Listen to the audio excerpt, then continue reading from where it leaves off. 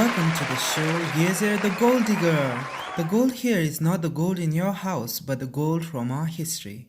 We are joined by a 14-year-old specialist from one of the most advanced country, Bhutan, RUB Dema. Hello, RUB. Hi. What do you have in store for us in this week's documentary?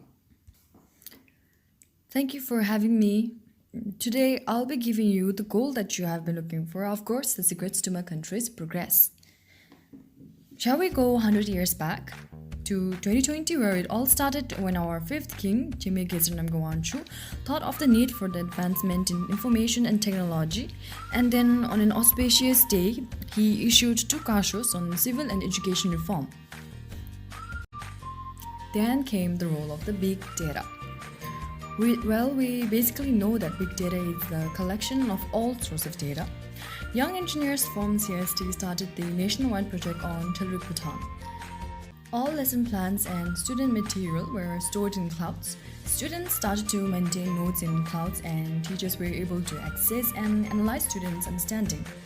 Every interest and skill a student had were taken into account, and big data helped to analyze and helped providing various courses to achieve wholesome education. Well, that's great. I heard Bhutan's mortality rate is very low. And how is that? People were encouraged to keep track of their habits, namely their diets, physical exercise, and their heart rate through various apps, and then big data was able to provide health advice. Big data also predicted abnormality in their health and provided accurate medication. It also contributed to health researches. Through surveys, big data was able to give information about seasonal flu and methods to contain them. Oh, I heard Bhutan is so much of GNH, but how are you able to maintain the GDP?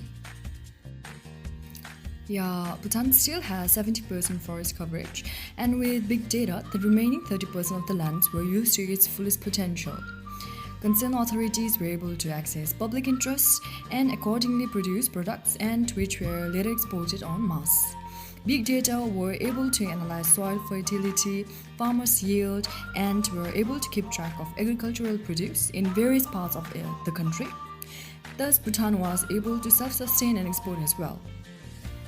Big data also helped to keep track of the endangered species, it monitored climate changes, and it could also predict the weather. Well, RUB, were there other areas where big data helped you in?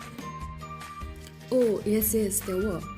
Money was digitalized. That way, they could get hold of every income and keep corruption in check. And tax imposition on people became effective. Big data also helped in implementing construction plans, and it also prevented cyber crimes such as bullying and hacking. And it also helped a great deal in security and surveillance systems, and it also played an important role in disaster risk management. It also helped in developmental assessment of the nation, and finally, Bhutan became what it is today. Oh wow, thank you RUB for the insight. The knowledge was truly a treasure. This brings us to the end of yet another exciting episode. Stay tuned. In next week, we have another interesting episode on how Queen Elizabeth II is still running the country despite being almost 200 years old. Goodbye, everyone.